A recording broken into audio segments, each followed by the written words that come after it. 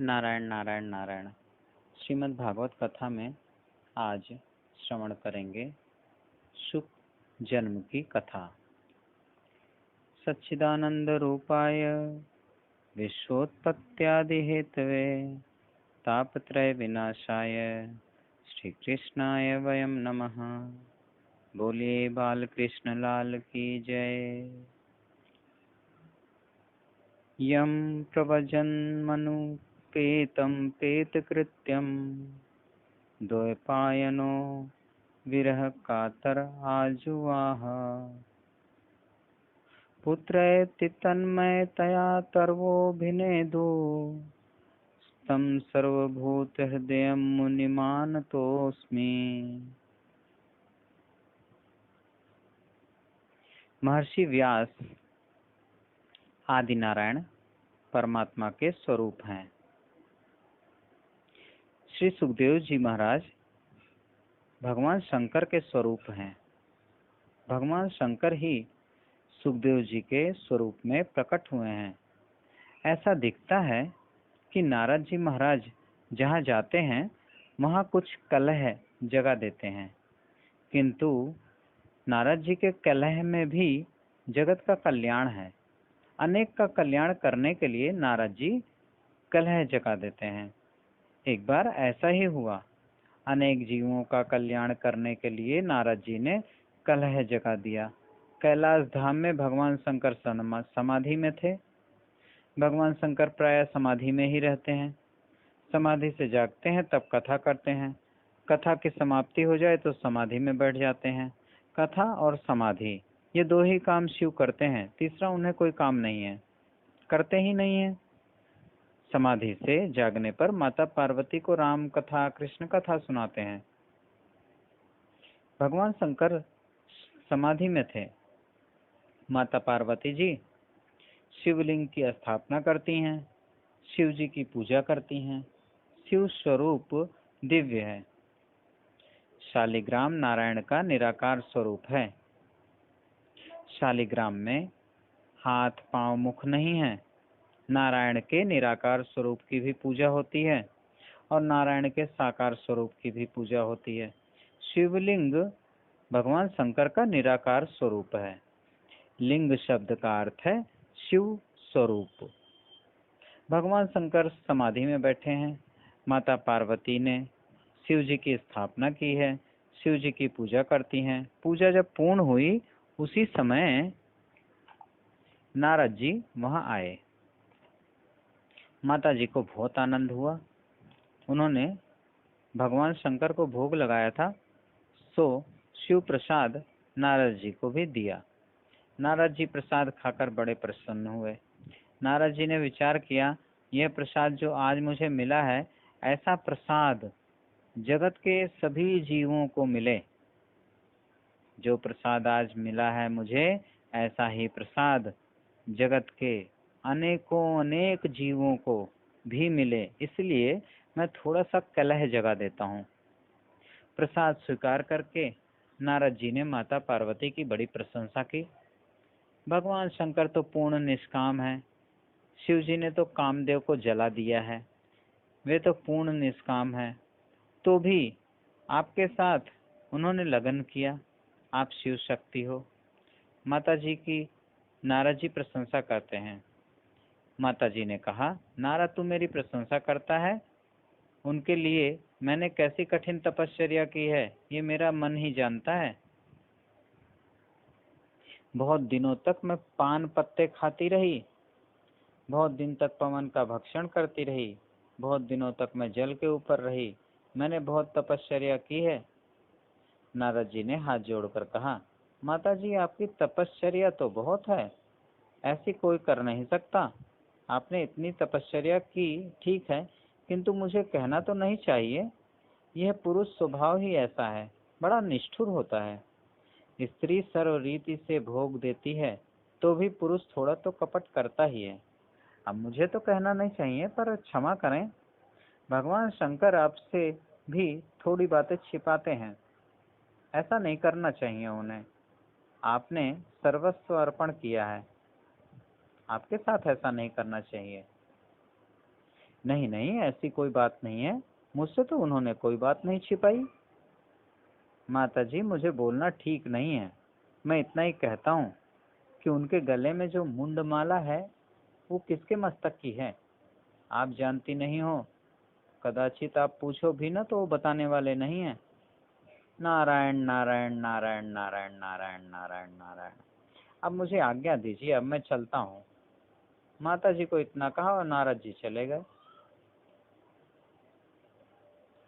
माता जी ने विचार किया, आज समाधि से जागने के बाद सर्वप्रथम मैं यही प्रश्न पूछूंगी, किसके मस्तक की माला आप गले में रखते हो। नारद जी ने मुझसे कहा है कि आप पूछोगे तो भी वो बताएंगे नहीं। भगवान शंकर समाधि से जागते हैं।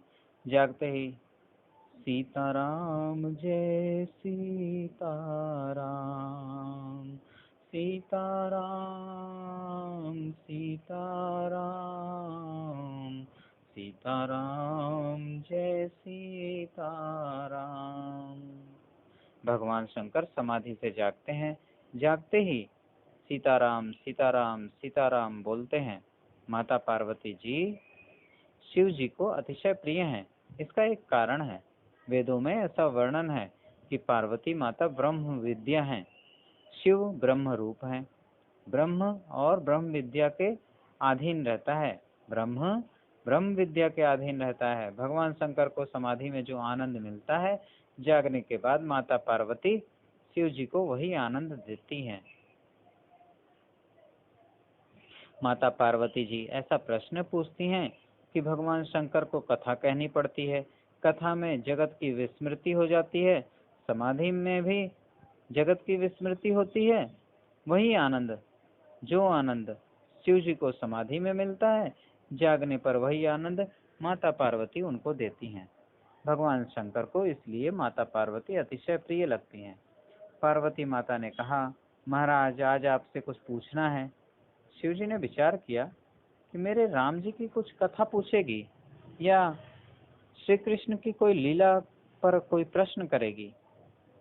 पर माता पार्वती ने पूछा, आपके गले में जो मुंडमाला है, इतने सारे इसमें मस्तक हैं, वह किसके मस्तक की है, ये आप मुझे बताओ। शिव जी ने कहा, अरे ये क्या पूछती हो, कुछ और पूछो। मैं राम कथा कहूँ, कृष्ण कथा कहूँ, ऐसा कुछ पूछो।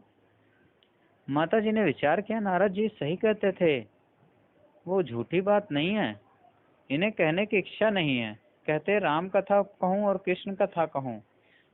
माता बोली, मुझे आज राम जी की कथा नहीं सुननी है, कृष्ण कथा भी सुननी नहीं है। आपके गले में जो मुंड माला है वो किसके मस्तक की है, यही बताओ, दूसरा कुछ नहीं सुनना है। भगवान शंकर को आश्चर्य हुआ, आज तक इसने कभी ऐसा प्रश्न पूछा नहीं, आज इसको कोई गुरु मिला है, ऐसा लगता है आज इसे कोई गुरु मिल गया। शिव जी मुस्कुराते हुए कहा, देवी ये सब बातें कहूंगा तो तुम्हें दुख होगा, इसलिए कुछ और पूछो। माता ने कहा, मुझे भले ही दुख हो, किंतु मुझे यही जानना है कि ये किसके मस्तक की माला आप अपने गले में रखते हो। भगवान शंकर पार्वती जी के हठ को देखते हुए कथा कहना प्रारंभ करते हैं। भगवान शंकर कहते हैं, हे पार्वती, कथा में समाधि लगती है, समाधि का आनंद आता है। कथा में समाधि लगती है, समाधि का आनंद आता है। जिसका मन बिगड़ा हुआ है, जिसका मन मलिन है, उसको कथा में भी आलस्य आता है। कथा में मन चंचल होता है, जिसका मन शुद्ध है, उसको कथा में परमात्मा का प्रत्यक्ष दर्शन होता है। यह कथा ऐसी है कि कदाचित तुमको समाधि लग जाए तो मैं आंख बंद करके कथा कहता हूँ। तुम ऐसा करना, 2-4 मिनट होने पर बीच बीच में हूँ हुंकार देना। हुंकार देने से मैं ये समझूंगा कि समाधि नहीं लगी है, आप कथा सुन रहे हो। माता पार्वती ने कहा, आपकी ऐसी इच्छा है तो मैं ऐसा ही करूंगी। 2-3 मिनट के बाद हूँ बोलती रहूंगी। शिवजी महाराज आंखें बंद करके कथा कहते हैं। श्री कृष्ण बांसुरी से सभी जीवों को बुलाते हैं, गोपियों को भी बुलाते हैं। यह जीव मेरा अंश है, यह अंश मेरे से अलग हुआ है, आज भी भगवान बांसुरी बजाते हैं। बांसुरी बजा करके जीवों को बुलाते हैं, मेरे पास आओ, मेरे पास आओ, मेरे पास आनंद है, मैं तुम्हें आनंद दूंगा। आनंद संसार में नहीं है, मेरे पास आओ। आनंद किसी स्त्री के पास नहीं है, आनंद किसी पुरुष के पास नहीं है, आनंद तो केवल भगवान के पास है और भगवान जीव को देते हैं। मेरा जीव मुझसे अलग हुआ है, वह मेरे पास आए। आज भी भगवान बांसुरी बजाते हैं। भगवान ने ऐसी बांसुरी बजाई कि गोपियां दौड़ती हुई जाती हैं। भगवान शंकर ने ऐसा वर्णन किया है कि कथा में माता जी को हृदय में श्री कृष्ण का दर्शन हुआ और दर्शन होते ही समाधि लग गई। शिव जी ने कहा था, 2-4 मिनट बाद हुंकारी देना। समाधि लगने के बाद कौन हुंकारी दे? रासलीला का वर्णन भगवान शंकर करते हैं। ये स्त्री पुरुष के मिलन की कथा नहीं है, शुद्ध ईश्वर जीव के मिलन का वर्णन है। शिव जी महाराज ने ऐसी मधुर कथा कही कि पार्वती जी को समाधि लग गई। हृदय में परमात्मा का दर्शन हुआ है, आनंद में परमात्मा के साथ एक हो गई हैं। अब हुंकार कौन भरे? भगवान की सब लीला है। वटवृक्ष की छाया में एकांत में शंकर भगवान माता पार्वती को यह कथा सुनाते हैं। उसी समय एक तोता वहां मौजूद था, सभी को बाहर निकाला था। पोपट वहां रह गया था, तोता वहां रह गया था। वह तोता सुनता था। शिव जी के मुख से उसने कथा सुनी। वह कथा सुनने से उसको ज्ञान हो गया। भगवान शंकर कथा कहते थे। उसने देखा माता पार्वती जी तो समाधि में है, आगे अभी बहुत कथा और लीला बाकी है। द्वारिका लीला बाकी है, एकादश स्कंध की ज्ञान लीला बाकी है। हुंकार फूटती नहीं है। कदाचित शिव जी आंखें खोले तो शिव जी को पता चले कि पार्वती जी तो समाधि में लगी हैं, तो वे आगे की कथा नहीं कहेंगे। तोते को थोड़ा ज्ञान हो गया था, इसलिए तोते ने माता पार्वती के जैसा ही शब्द किया, हूं हूं हूं। नारायण नारायण। हुंकार भरने लगा। शंकर भगवान को खबर नहीं है कौन कथा सुन रहा है, माता जी को तो समाधि लगी है। शिव जी ने ऐसा दिव्य वर्णन किया, कथा तोता सुनता था। दसम स्कंध की कथा परिपूर्ण हुई, एकादश स्कंध की परिपूर्ण हुई, द्वादश स्कंध की समाधि हुई। समाप्ति में भगवान ने भगवान की जय जयकार की है और आंखें खोलते हैं, माता तो समाधि में है। देवी देवी, कथा कौन सुनता था? आपकी तो समाधि लगी है। भगवान को आश्चर्य हुआ। भोलेनाथ ने सोचा कि कब इसको समाधि लगी, मुझे खबर ही नहीं पड़ी। ये समाधि में है तो हुंकार कौन बोलता था? शिव जी देखने लगे। वट वृक्ष के पेड़ के ऊपर एक तोता बैठा था। शिव जी की कृपा से, शिव जी के मुख से निकली हुई दिव्य कथा सुनकर वह ज्ञानी हो गया था, आनंद में मस्त हो गया था। इसने कथा सुनी है, फिर शिव जी को थोड़ा ठीक नहीं लगा। वे तोते को मारने के लिए दौड़े। आज तक मैंने किसी को भी ये अमर कथा नहीं सुनाई। पार्वती जी तो समाधि में है। अब वह तोता वहां से उड़ता है, घबराया है। कैलाश के पास ही व्यास नारायण का दिव्य आश्रम है। महर्षि व्यास ने भागवत की रचना की है। भागवत की रचना करने के बाद व्यास जी चिंता में हैं कि मेरी भागवत की कथा करेगा कौन। बड़े बड़े ऋषि व्यास जी के शिष्य हैं, मांगते हैं भागवत मुझे दे दो। किसी को ऋग्वेद दे दिया, किसी को यजुर्वेद दिया, किसी को महाभारत दिया, भागवत नहीं दी किसी को। भागवत प्रेम शास्त्र है, यह मेरा सर्वस्व है। जो परमात्मा के साथ ही प्रेम करता है वही भागवत की कथा बराबर कर सकता है। जो जगत के जड़ पदार्थों के साथ प्रेम करता है वह भागवत की कथा क्या करेगा।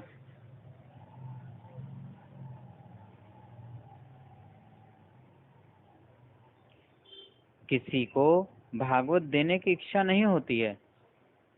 व्यास पत्नी का नाम अरणी देवी है। वृद्धावस्था में ऐसी इच्छा हुई कि भगवान शंकर मेरे पुत्र हों, मैं उनको भागवत दे दूंगा। व्यास महाराज को वृद्धावस्था में ऐसी इच्छा हुई, भगवान शंकर मेरे पुत्र हों तो मैं भागवत उनको दे दूंगा, वे भागवत की कथा करेंगे। भागवत मेरा सर्वस्व है। इसको देने लायक तो भगवान शंकर ही हैं। श्री कृष्ण ही शिव जी का धन है। शंकर भगवान मेरे पुत्र हों, ऐसी इच्छा महर्षि व्यास अरणी देवी के साथ करते हुए पंचाक्षर शिव मंत्र का जप करते हैं।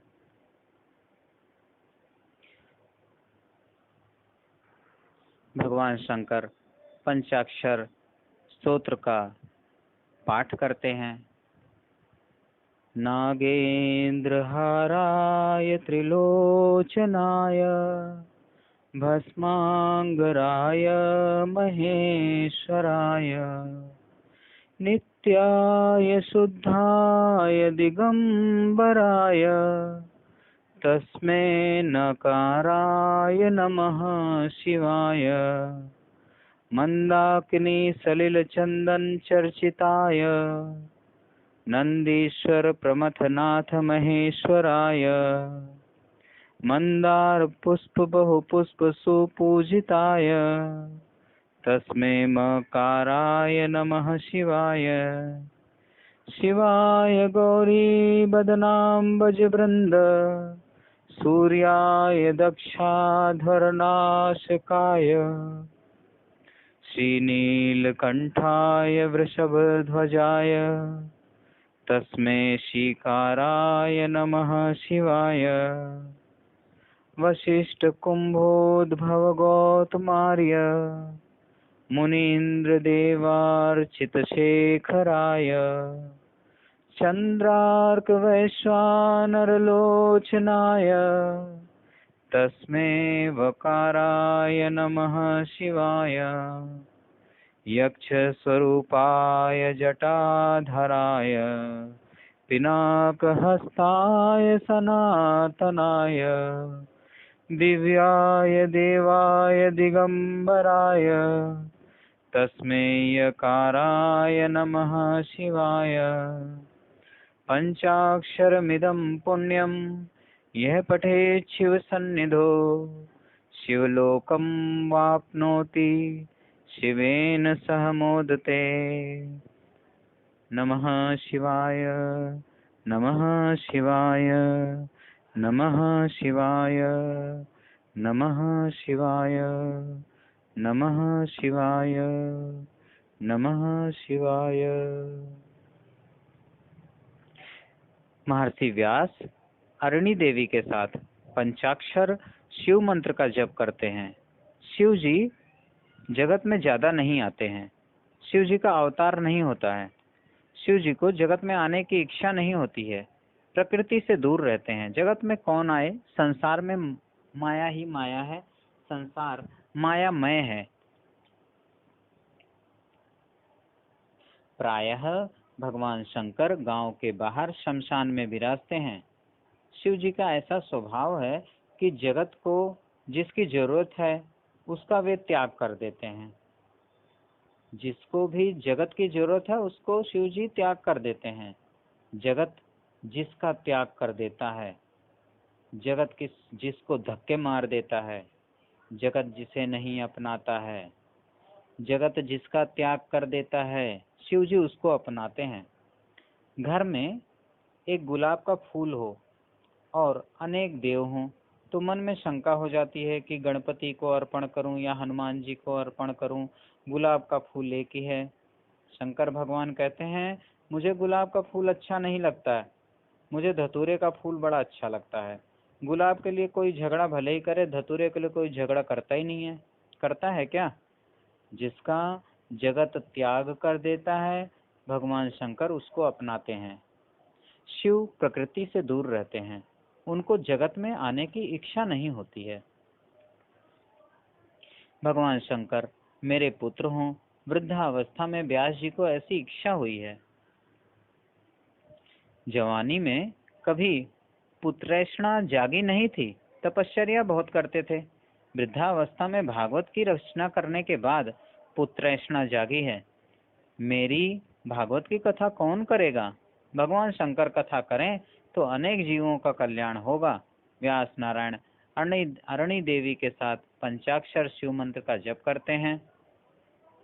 शिव जी मेरे यहाँ पुत्र रूप से आए। वह तोता जो वहां से उड़ा है वह उड़ता हुआ दौड़ता हुआ व्यास महर्षि के आश्रम में आया है। शिव जी उसके पीछे पड़े हैं। वह दौड़ता हुआ जो गया सो अरणी देवी के गोद में आया। शिव जी दौड़ते हुए आए, व्यास जी खड़े हो गए। भगवान शंकर आए हैं। व्यास जी ने सुंदर आसन दिया, भगवान शंकर की पूजा की है। पूछा है, आप दौड़ते हुए क्यों आए हैं?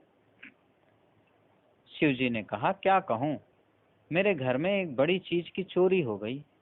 व्यास जी बोले, आपके घर में और चोरी? आपके घर में कुछ है भी? आपके घर में कोई चोर आए तो उसको निर्जल एकादशी ही करनी पड़े। आप किसी वस्तु का संग्रह करते ही नहीं। वेदों में तो आपका बहुत वर्णन है। शिव विश्वनाथ हैं, सभी के पति हैं, तो चोर के पति भी शिव हैं,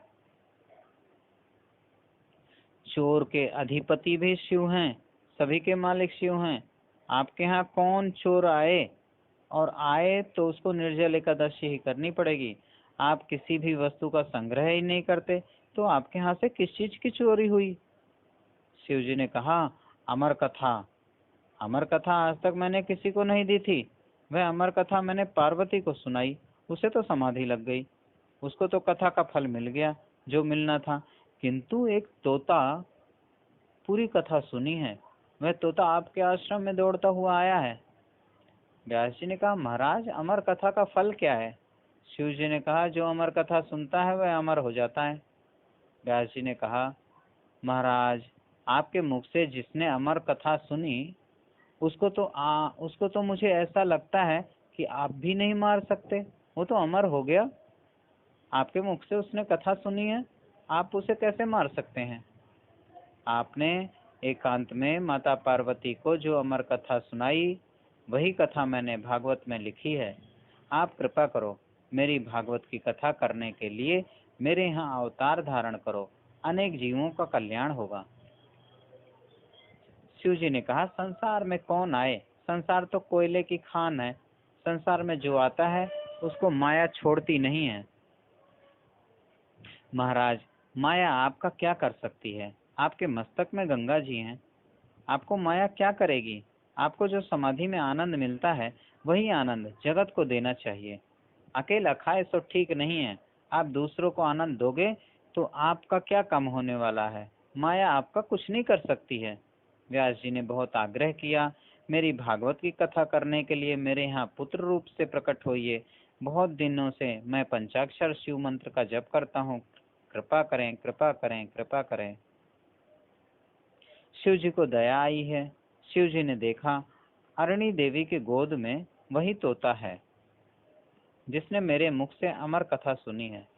शिव जी ने केवल नजर की है, केवल दृष्टि देने से पेट में गर्भ रहा है। अरणी देवी के पेट में सुखदेव जी महाराज श्री कृष्ण का सतत ध्यान करते हैं। सतत श्री कृष्ण का ध्यान करने से उनका श्रीअंग श्री कृष्ण के जैसा श्याम हो गया। आप जिसका चिंतन करते हो वैसा स्वरूप आपको मिलता है। बहुत दिन तक माँ के पेट में रहे। व्यास जी ने कहा, बेटा अब तेरी माँ को दुख होता है, बाहर आ जाओ। सुखदेव जी ने कहा, बाहर आने पे माया मुझे स्पर्श करे तो? माँ के पेट में मैं श्री कृष्ण का ध्यान करता हूँ, संसार मायामय है, मैं नहीं आ रहा। व्यास जी ने कहा, बेटा मैं तुम्हें आशीर्वाद देता हूँ, तुम्हें माया स्पर्श नहीं करेगी, तुम्हें माया का स्पर्श नहीं होगा। सुखदेव जी ने कहा, मुझे डर लगता है, आप मुझे बेटा बेटा कहते हो, आपके मन में भी थोड़ी माया है। मुझे ऐसा लगता है आप माया में फंसे हुए हो, जो मुझे इतने प्रेम से बेटा बेटा कहते हो। जो कभी माया के अधीन हुआ ना हो वह मुझे आशीर्वाद दे, वह तो वरदान है, नहीं तो मैं बाहर नहीं आऊंगा। भगवान श्री कृष्ण का नाम माधव है। माँ का अर्थ होता है माया, धव का अर्थ होता है पति। भगवान माया के पति हैं। श्री कृष्ण कभी माया के अधीन नहीं हुए हैं। वे माधव राय हैं, माधव हैं। भगवान श्री कृष्ण ने सुखदेव जी को वरदान दिया है, माया आपको कभी स्पर्श नहीं करेगी, आपको कभी माया का स्पर्श नहीं होगा। नारायण नारायण नारायण। कल की कथा में हम श्रवण करेंगे सुखदेव जी महाराज का वैराग्य तथा गृह त्याग। श्री भागवत भगवान की है आरती, पापियों को पाप से है तारती। ये अमर ग्रंथ, ये मुक्ति पंथ, ये पंचम वेद निराला, नव ज्योति जगाने वाला। हरि नाम यही, हरि धाम यही, जग मंगल की है आरती। पापियों को पाप से है तारती। ये शांति गीत पावन पुनीत, पापों को मिटाने वाला, हरि दर्श कराने वाला है। सुख करनी है दुख हरणी, मधुसूदन की है आरती। पापियों को पाप से है तारती। ये मधुर बोल जग फंद खोल, सन्मार्ग बताने वाला, बिगड़ी को बनाने वाला। श्री राम यही, घनश्याम यही, प्रभु के महिमा की आरती। पापियों को पाप से है तारती। श्री भागवत भगवान की है आरती। पापियों को पाप से है तारती। पापियों को पाप से है तारती। कर्पूरगौरम करुणावतारम संसार सारम भुजगेन्द्रहारम, सदा वसंतम हृदयारविंदे भवम भवानी सहितं नमामि। नीलाम्बुश्यामलकोमलांगं सीता समारोपितवां भागं, पाणौ महाश्चायक्षारुचापं नमामि रामं रघुवंशनाथं।